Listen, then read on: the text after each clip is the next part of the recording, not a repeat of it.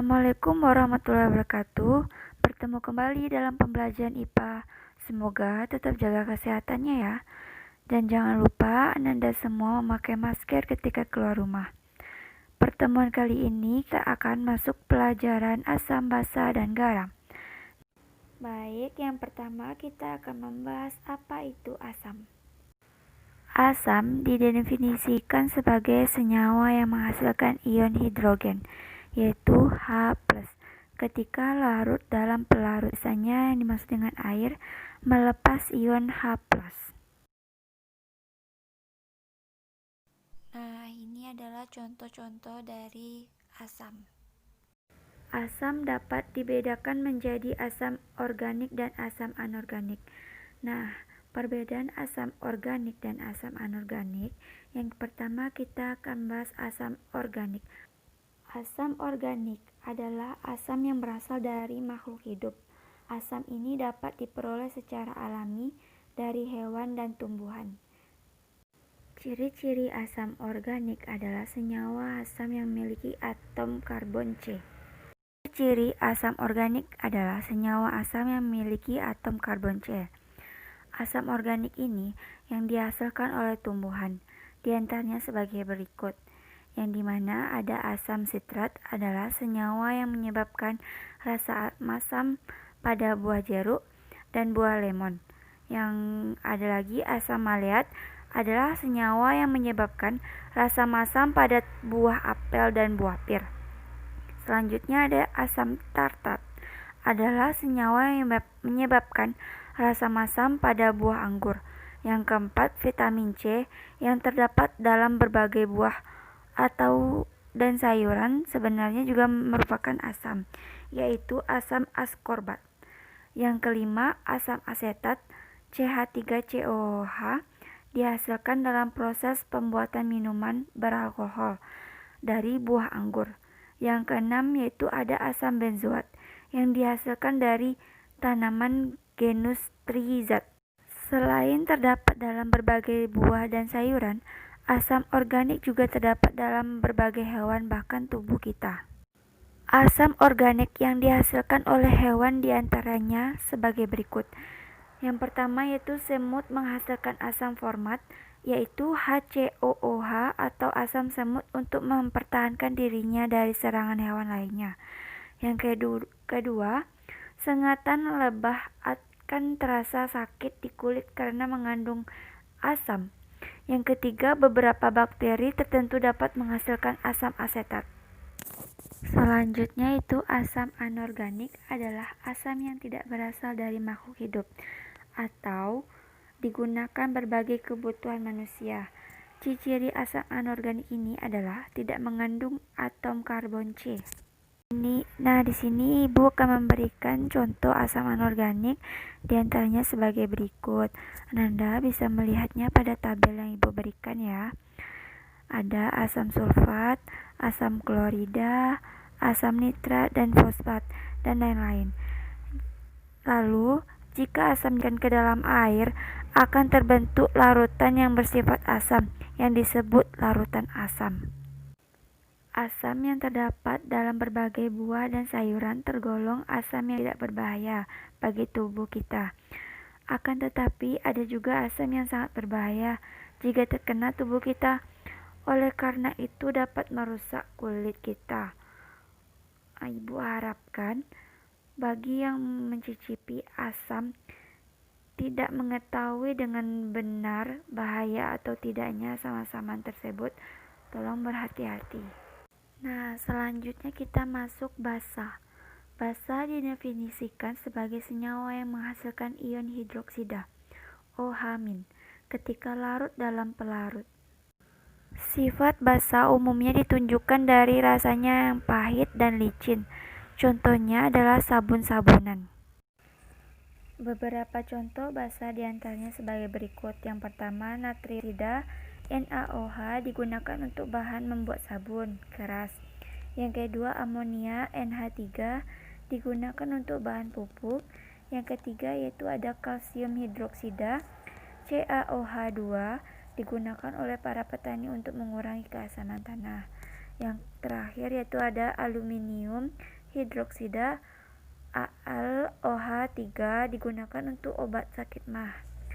Jika basa dilarutkan dalam air, akan membentuk larutan yang bersifat basa yang disebut dengan larutan basa.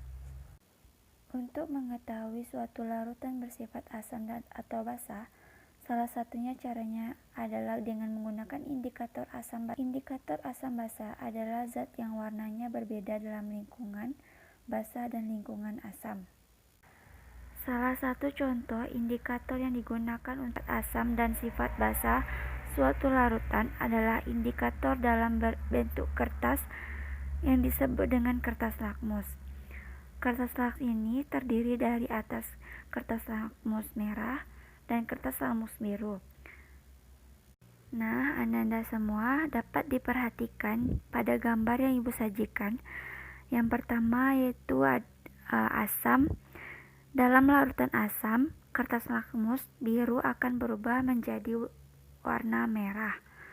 Dan pada gambar yang kedua, dalam larutan basa ini, kertas lakmus merah akan berubah menjadi warna biru.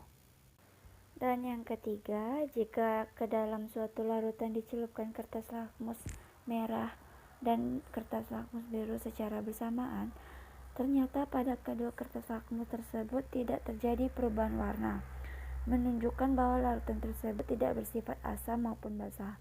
Larutan yang tidak bersifat asam maupun basa disebut larutan netral. Meskipun dapat menunjukkan sifat asam basa, suatu larutan indikator kertas lakmus biru dan kertas lakmus merah tidak dapat menunjukkan seberapa kuat sifat asam suatu larutan. Berikut ini adalah penentuan skala keasaman dan kebasaan. Perubahan warna indikator universal larutan dari nilai pH lebih kecil dari 3 sampai pH besar dari 10. Terjadi perubahan warna indikator. Tingkat keasaman suatu larutan. Derajat keasaman dapat dinyatakan dengan ukuran pH. Skala pH berkisar antara 0 sampai 14. Bisa dilihat pada gambar yang Ibu sajikan.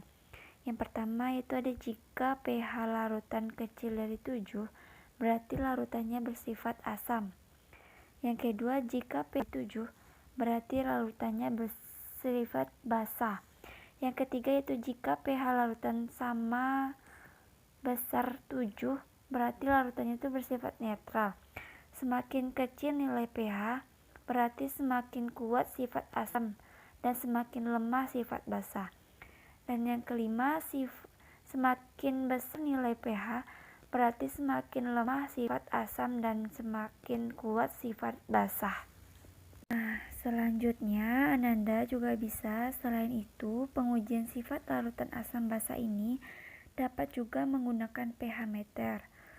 Penggunaan alat ini dengan cara dicelupkan pada larutan yang akan diuji. Pada pH meter akan muncul angka skala yang menunjukkan pH larut.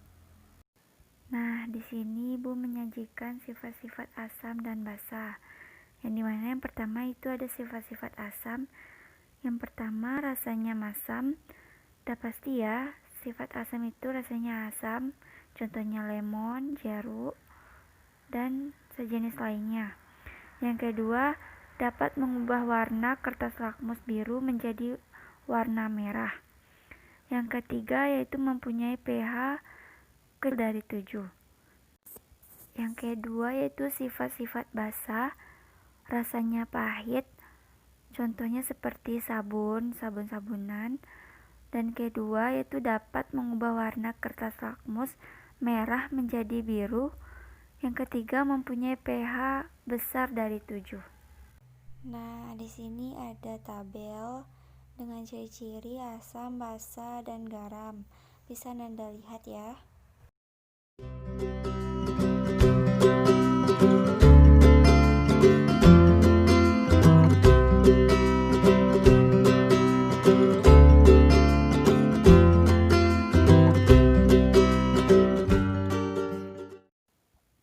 Beberapa keuntungan lakmus sebagai indikator asam basa. Yang pertama, dapat berubah warna dengan cepat saat bereaksi dengan asam maupun basa. Yang kedua, sukar bereaksi dengan oksigen dalam udara sehingga dapat tahan lama. Yang ketiga, mudah diserap oleh kertas. Selain indikator buatan, bisa dipakai juga indikator alami, misalnya bunga sepatu, kunyit, kulit manggis, dan kubis ungu. Garam adalah senyawa yang terbentuk dari hasil reaksi antara asam dan basa. Reaksinya disebut reaksi netralisasi. Bagaimana senyawa garam dapat berbentuk dari reaksi asam dan basa atau reaksi netralisasi? Pada reaksi netralisasi ini tersebut akan dihasilkan dengan rumus kimia dengan contoh garam dapur NaCl, HCl ditambah NaOH menghasilkan NaCl ditambah H2O. Asam klorida bereaksi dengan natrium hidroksida akan menghasilkan natrium klorida atau garam dengan air. Berdasarkan sifatnya, garam dibedakan menjadi 3 macam, yaitu garam netral, garam asam, dan garam basa. Garam netral adalah garam yang terbentuk dari basa kuat dengan asam kuat. Garam ini bersifat netral dan mempunyai pH sama dengan 7. Contohnya, natrium klorida, kalsium klorida, kalsium sulfat, magnesium sulfat, kalium bronida, dan natrium bromida dan natrium nitrat. Yang kedua yaitu garam asam adalah garam terbentuk dari basa lemah dengan asam kuat. Garam ini bersifat asam dan mempunyai pH kurang dari 7. Contohnya amonium nitrat, amonium klorida, amonium sulfat, dan besi klorida. Yang terakhir, garam basa. Garam basa adalah garam yang terbentuk dari basa kuat dengan asam lemah. Garam ini bersifat basa dan mempunyai pH besar dari 7. Contoh, natrium cyanida, natrium asetat, kalium karbonat, kalium cyanida, kalium fluorida, dan barium karbonat.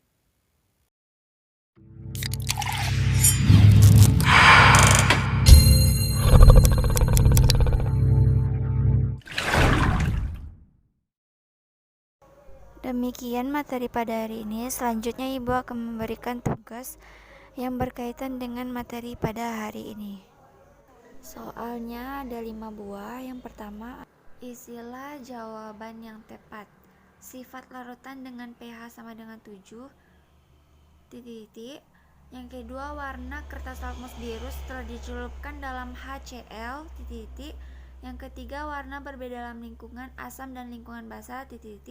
Yang keempat, warna kertas lakmus merah setelah dicelupkan dalam NaOH.